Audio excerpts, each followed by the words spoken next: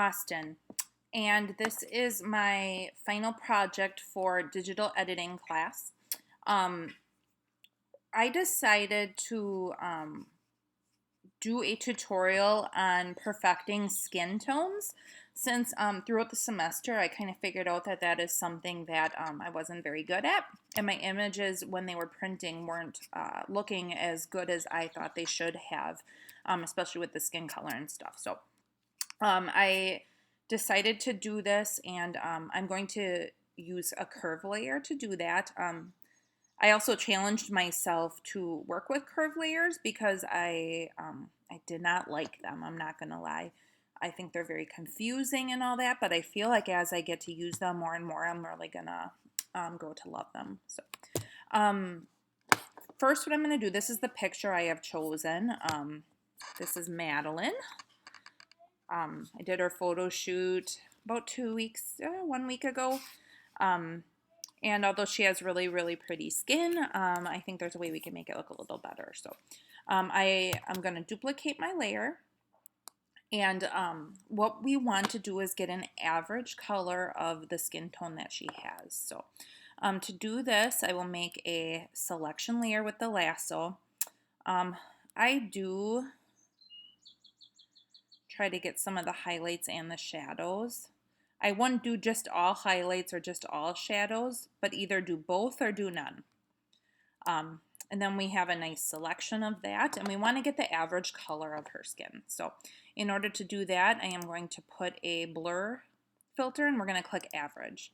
And by doing that, we get an average color of her skin. So now we're going to try to match this skin color up to a skin palette that I have downloaded off the internet. So I usually place the skin palette right on my page so that I can compare it to what I'm working with. So these are 4 average skin tones.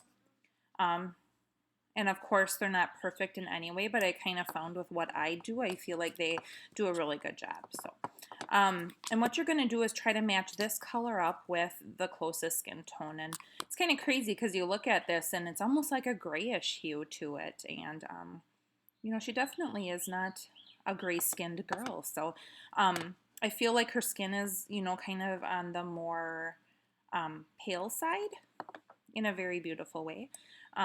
So I feel like you could almost go with either one of these two. I'm going to choose to go with the lighter one. I feel like it'll just overall match her skin tone a little bit better. So now what we are going to do is make a curves layer.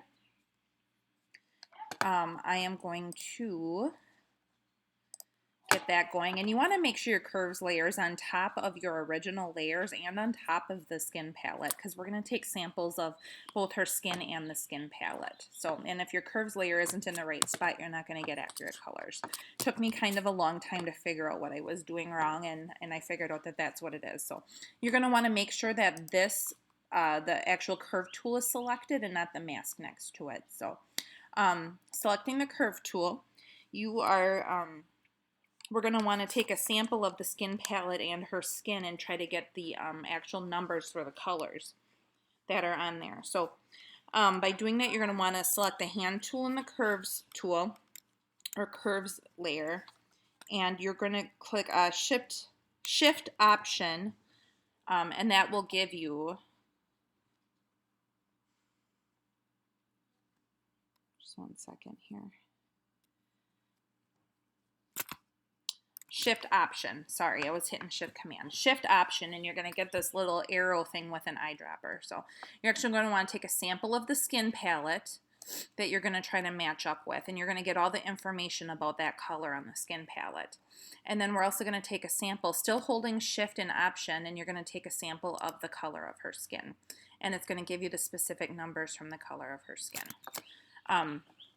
Now what we are going to want to do is find out exactly where the color of her skin falls on the red, green, and blue graphs of the curves layers. So we're actually going to, I'm going to hit Shift Command and making sure that your hand tool is still selected, and you're just going to get the white eyedropper. And we're just going to select part of the skin tone. And then we are going to get the actual colors of her skin tone already mapped out on our curves layer. So I'm just going to zoom in a little bit more. I'm going to hide my skin palette. No, I'm not, because now my color's changed. Just kidding. There we go. Sorry, there. Just trying to move so we can see her face a little better. There we go. So now what we're going to want to do is go into each of the color layers in the curves layer, and we're going to try to get this number to match up with the number that we initially had on the skin palette. So red, we're going to try to get it to be 204. It is currently at 153. So you're going to click on the selection. We obviously have to go up, and you're going to watch the numbers over on the left side of the screen, and you're going to want this second number right here to match 204.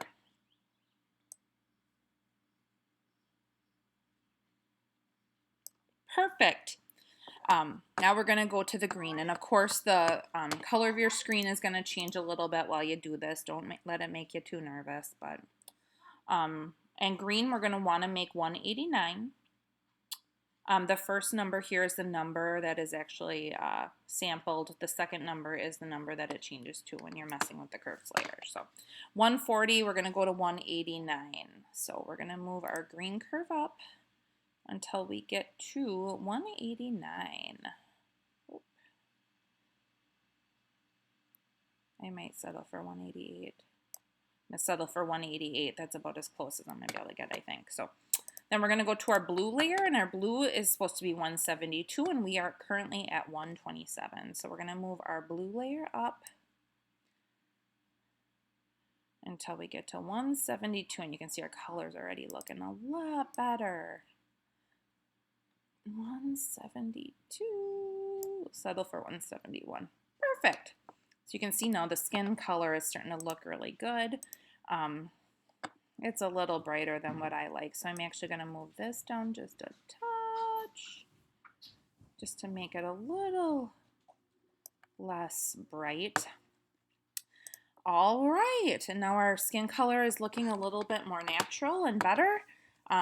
We can get rid of our skin palette. We can get rid of our weird robot layer there.